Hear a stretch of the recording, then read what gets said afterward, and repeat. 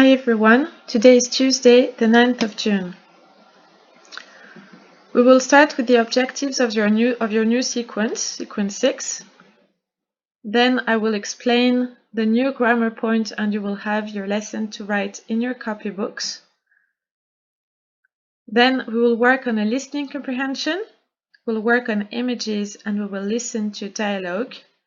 And then I will give you your homework for next time. Ok, donc aujourd'hui on démarre une nouvelle séquence. Vous n'avez pas eu de vidéo depuis un petit moment parce que je révisais avec les élèves qui sont en cours. On a repris les éléments qu'on a travaillés pendant le confinement. Et maintenant qu'on a un petit peu avancé dans la séquence 6, je vous envoie cette vidéo pour que vous puissiez voir où on en est, que vous puissiez être au même niveau que ceux qui sont à l'école avec moi. Ok ?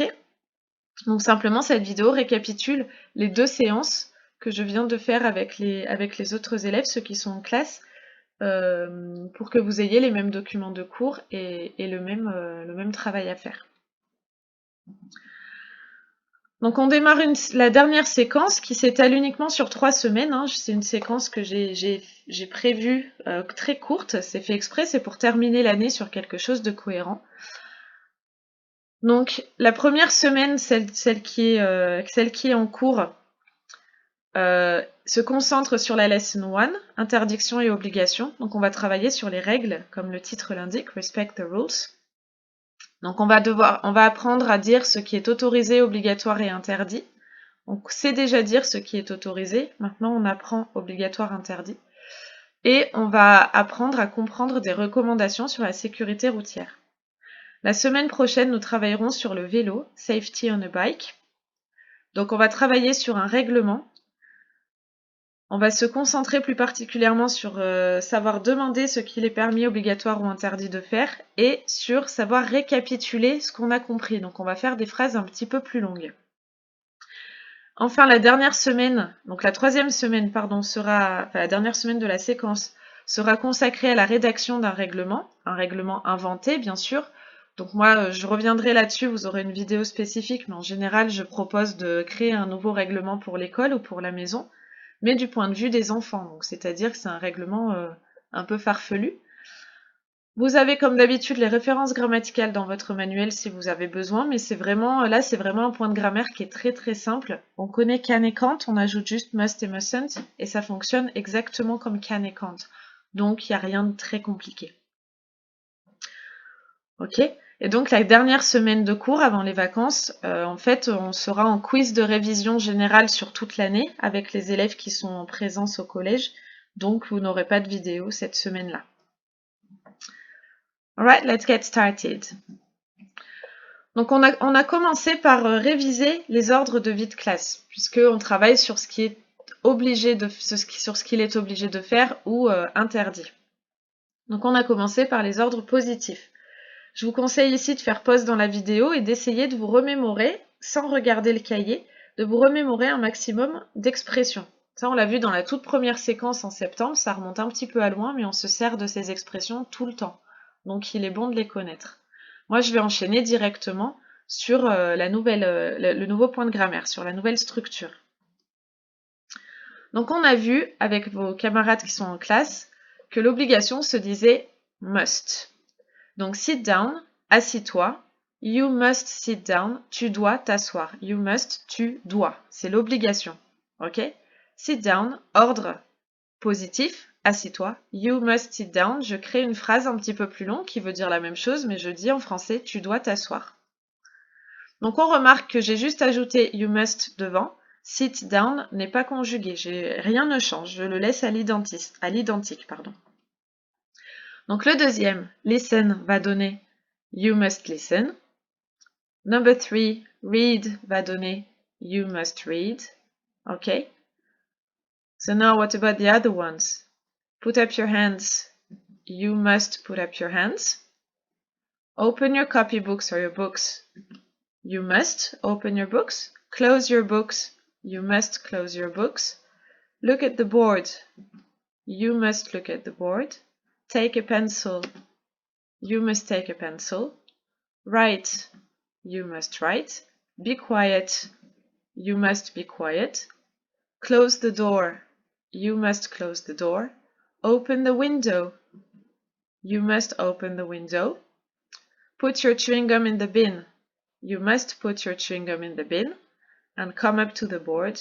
You must come up to the board. Ok, donc ici, rien de compliqué, on a juste rajouté you must, tu dois ou vous devez, devant l'ordre positif, devant l'impératif. Must, qui est écrit en rouge ici, signifie simplement devoir, être obligé de. Ok, nous, on a travaillé là-dessus juste à l'oral, donc je ne vous demande pas d'écrire tout ça, c'est simplement pour que vous compreniez la structure. On aura une petite trace écrite à écrire dans le cahier un petit peu plus tard dans cette vidéo. Maintenant, on passe aux ordres négatifs. Donc, même chose, je vous conseille ici de faire pause dans la vidéo et d'essayer de vous remémorer un maximum d'ordres négatifs. Ok? Nous, on va passer directement à la structure. Donc, vos ordres négatifs sont ici. Vous commencez par don't, je vous rappelle. Et ensuite, vous ne touchez pas au verbe. Le verbe est à la base verbale. Use, eat, read, talk, listen, write, run, be. Donc tout simplement, je vais me servir de must que j'ai utilisé en ordre positif. Simplement, je vais le transformer en négatif. Et vous vous rappelez sûrement que pour transformer en négatif, comme can, je rajoute n''t. Attention, à Kant, on n'a pas rajouté le n, juste ''t parce que le n est déjà existant à la fin de can. Okay? Donc là, must, tout simplement, va se transformer en mustn't. Don't use your mobiles in class. You mustn't use your mobiles in class. Donc, n'utilisez pas vos téléphones portables en cours. Vous ne devez pas utiliser vos téléphones portables en cours. Donc, j'ai remplacé don't, tout simplement, par you mustn't. Et le reste de la phrase est identique. Ok? On fait attention à la prononciation. On l'écrira dans le cahier. Mustn't. Vous remarquez sans doute que je ne prononce pas le T du milieu. Je le prononce à la forme positive, you must, mais you mustn't, comme j'ai un groupement de 3 consonnes, je ne vais pas prononcer le T. Sinon, c'est trop compliqué à prononcer, c'est pas fluide. Donc, essayez de faire les autres phrases tout seul. Faites pause et essayez de trouver. Vous ne devez pas avec l'ordre négatif qui correspond. Nous, on va faire directement la correction. Don't eat chewing gum in class. You mustn't eat chewing gum in class. Don't read comics in class. You mustn't read comics in class. Don't talk in class. You mustn't talk in class. Don't listen to music in class. You mustn't listen to music in class. Don't write on your desks. You mustn't write on your desks. Don't run in the corridors. You mustn't run in the corridors. And don't be late. You mustn't be late. Donc ici, on dit 2 fois la même chose. C'est-à-dire on exprime une interdiction. Simplement, on l'exprime de 2 manières différentes. Soit un impératif négatif, n'utilisez pas vos téléphones en cours, soit par une phrase plus développée avec un verbe conjugué en français. Attention, j'insiste sur le en français. Vous ne devez pas utiliser vos téléphones portables en classe. On dit bien 2 fois la même chose, le sens est le même. Simplement, on utilise 2 structures différentes. Un impératif négatif et une interdiction qui passe par le verbe devoir en français. J'insiste sur le fait que c'est conjugué en français parce qu'en français, je vais conjuguer devoir. Je ne dois pas, tu ne dois pas, il ne doit pas, nous ne devons pas, vous ne devez pas, ils ne doivent pas. En anglais, ce sera mustn't, ou must, en forme positive bien sûr, ce sera mustn't plus la base verbale à tous les sujets. Donc il n'y a pas de forme de conjugaison. Donc si on faisait notre tableau de conjugaison comme d'habitude, ce serait I mustn't use, you mustn't use, he or she mustn't use, we mustn't use, we mustn't use, they mustn't use. Ok? Il n'y a pas de marque de conjugaison ici. So please open your copybooks, write the date and copy down the lesson. Donc ça, c'est la leçon qui doit apparaître dans votre cahier. Donc je vous demande d'ouvrir vos cahiers et de copier ça. Vous mettez la date d'aujourd'hui. Donc, en cours, on a travaillé sur certains panneaux de sécurité routière que je ne vous ai pas intégrés à la vidéo parce que je viens d'expliquer la structure avec les ordres de vie de classe, donc c'est pareil. On a vu qu'un panneau 50 pour dire « vous ne devez pas rouler au-dessus de 50 », donc la limitation de vitesse est 50, on va dire you mustn't drive over 50. You mustn't, pourquoi mustn't? Parce que c'est une interdiction, donc vous ne devez pas, je dois avoir la forme négative, on met bien le T entre parenthèses en vert parce que je ne dois pas l'entendre à l'oral. Conduire se dit drive, comme quand vous allez au McDrive par exemple, à McDo, ou quand, je ne sais pas si vos parents font les courses au drive par exemple, c'est-à-dire que vous amenez votre voiture et on met vos courses dans votre voiture. Drive, c'est conduire. Over, peut-être vous vous en souvenez, on l'a appris avec les prépositions de lieu quand on a fait les lapins et les lapins et les tables ou les lapins et les chaises. Donc c'était avec above, over et 50 pour 50. Attention aux grenouilles. Donc on avait un panneau qui indiquait qu'il y avait souvent des grenouilles qui traversaient la route. You must, donc là je suis positif parce qu'il faut faire attention. You must be careful with, pour faire attention à, en français. Donc faire attention aux frogs, grenouilles. You must be careful with frogs. Ensuite, on a repris quelques exemples des ordres positifs et négatifs. Don't be late, you mustn't be late. Don't talk in class, you mustn't talk in class. Be quiet, you must be quiet. Put up your hand, you must put up your hand. Donc on n'a pas recopié l'intégralité des ordres, on en a juste prélevé 4, d'accord? 2 positifs, 2 négatifs. Ensuite, on a vu la version interrogative pour voir comment se structure une question et comment se structurent les réponses brèves.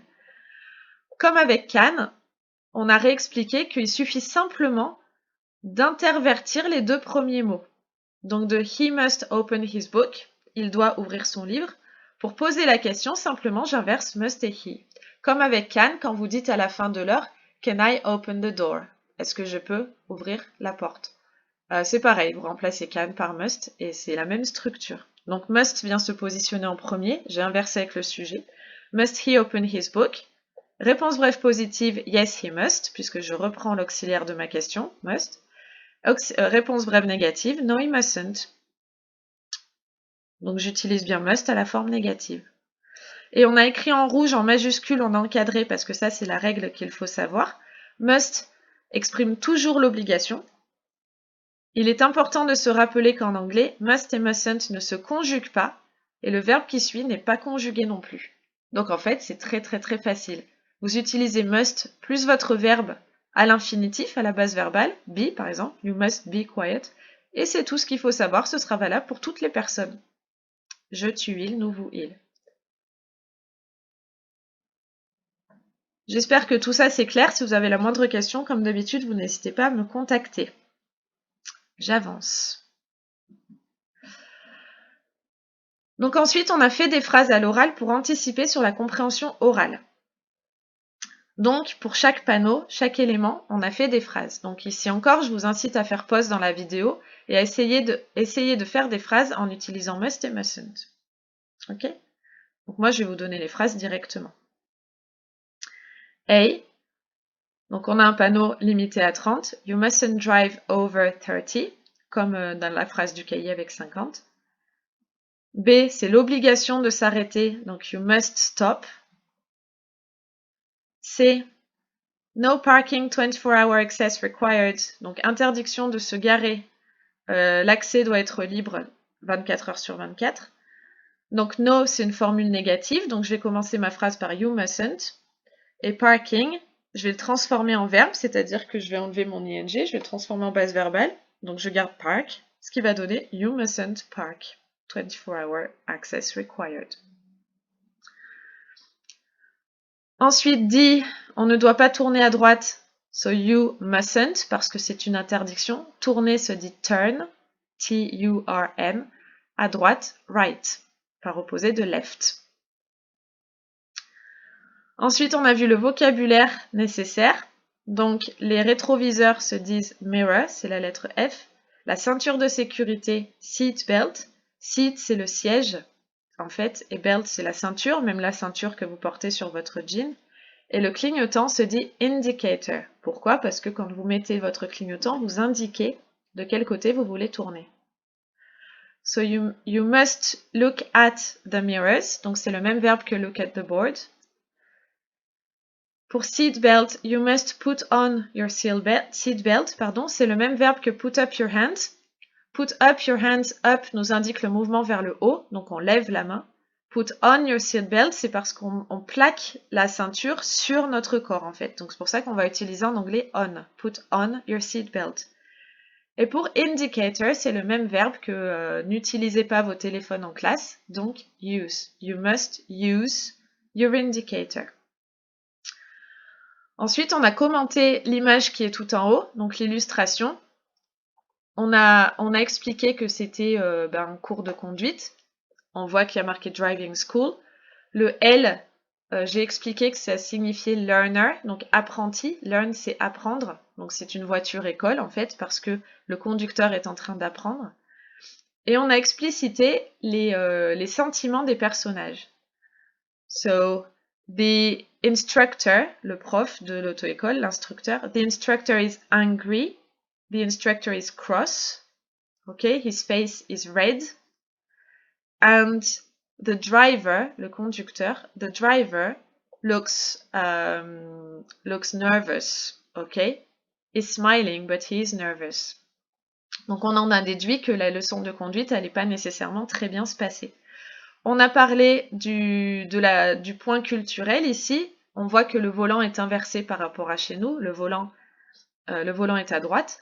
Donc, on a expliqué que en Royaume-Uni, pas qu'en Angleterre, au Royaume-Uni, dans les anciennes colonies britanniques, on conduisait à gauche, à l'opposé de la France, et on a expliqué pourquoi. C'est-à-dire que historiquement, tout le monde se croisait par la gauche, parce que c'était pour que...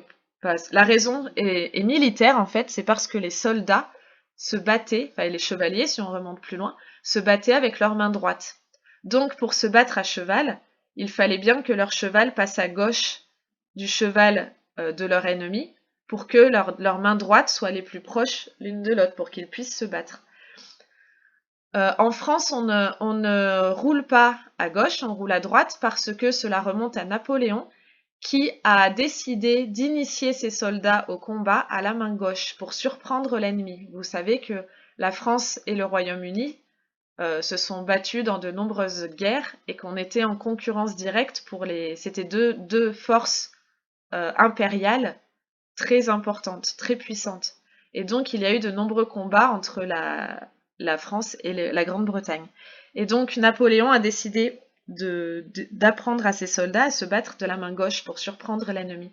Mais pour se battre de la main gauche, il fallait donc que leurs chevaux, pendant l'entraînement, se croisent par la droite. Il faut que votre cheval passe à droite du cheval qui vient en face pour que votre main gauche puisse être libérée et se battre en fait. Et donc depuis ce temps, en fait, les chevaux se sont croisés par la droite et nous on garde le même principe pour toute forme de circulation, on se croise par la droite.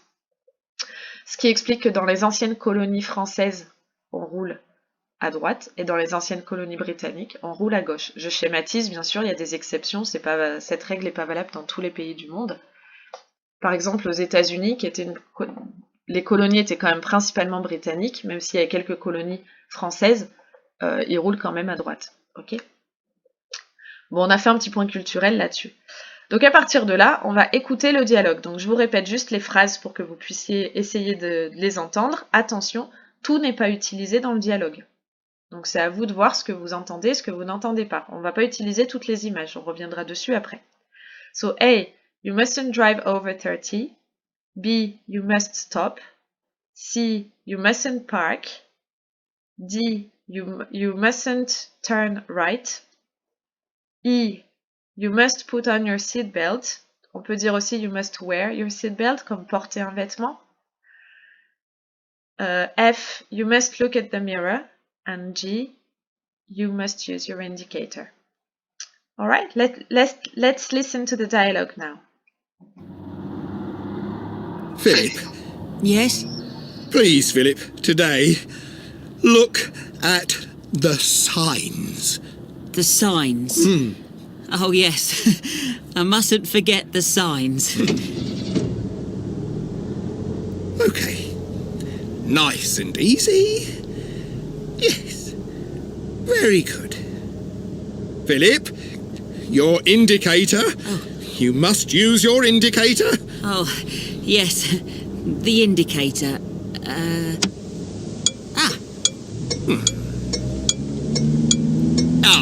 second problem, Philip. Look, you can't turn right. Oops. Sorry. Can I turn left? Yes, you can.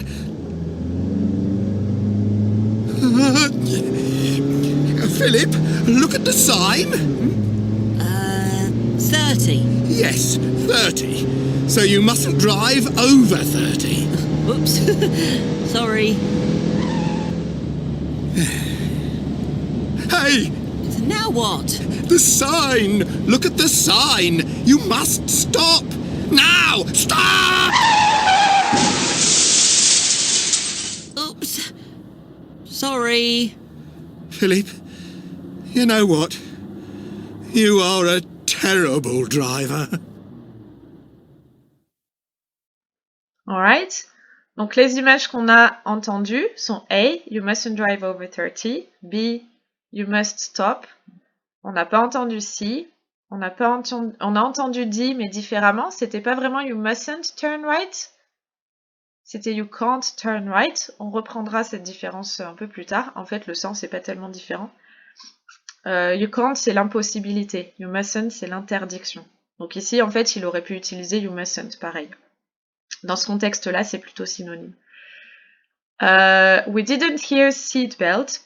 We didn't hear mirror, but we did hear indicator. Donc on a bien entendu you must use your indicator. Alright. So now your homework for next time. Donc avec le même dialogue, je vous donne le script, pardon, je trouvais plus le mot, le script avec les trous. C'est à vous de réécouter et de compléter le dialogue en fait avec ce qui manque. Ok, donc must, mustn't, can et can't. Ensuite, j'ai demandé aux élèves qui sont en présentiel de s'entraîner à le lire parce que ils vont le mettre en scène en fait. Donc ils vont passer 2 par 2 pour jouer Philip et Instructor. Donc moi, ce que je vous demande, c'est de vous entraîner et de vous enregistrer pour me lire votre dialogue. Mais je vous remettrai un devoir, un onglet dans le travail à faire spécifique pour ça. Pour l'instant, ce que je vous demande pour vendredi, d'accord, donc pour le 12 juin, pour vendredi, c'est de compléter les trous. Simplement compléter les trous, ok ? Et j'aimerais que pour mardi, donc il y aura deux types de devoirs différents. Pour mardi, je voudrais que vous m'envoyiez votre enregistrement pour Instructor Philip. Donc si chez vous, vous pouvez le faire avec quelqu'un, c'est très bien. Choisissez un rôle et enregistrez-vous avec une autre personne. Si cette personne vous autorise à ce que vous mettiez l'enregistrement en ligne et que je puisse l'écouter. Puis si vous êtes tout seul, simplement, vous lisez tout le dialogue comme on avait fait pour Penny et Helen. C'est pas très grave. Le tout, c'est que je vérifie bien que vous appliquez la prononciation. C'est-à-dire que vous répétez bien à l'identique ce que vous entendez, en fait, tout simplement. Ok ? Donc, si vous avez possibilité de faire le dialogue à 2, faites-le avec quelqu'un d'autre. Si vous êtes tout seul, enregistrez tout le dialogue. Donc, je récapitule. Pour vendredi, vous complétez les blancs. Pour mardi, vous m'envoyez votre dialogue enregistré. Je vous remets le dialogue une dernière fois si vous voulez compléter avec ce document à l'écran. Et puis, j'arrêterai la vidéo à la fin du dialogue. Alright, so I'll talk to you next week now. Bye bye. Philip, Yes? please, Philip, today, look at the signs. The signs. Oh, yes. I mustn't forget the signs. Okay. Nice and easy. Yes. Very good. Philip, your indicator. Oh. You must use your indicator. Oh, yes. The indicator.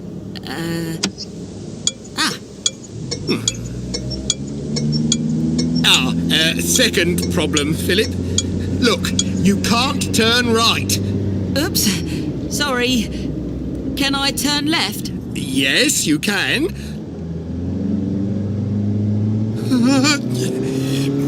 Philip, look at the sign. 30. Yes, 30. So you mustn't drive over 30. Oops. Sorry. Hey! Now what? The sign! Look at the sign! You must stop! Now! Stop!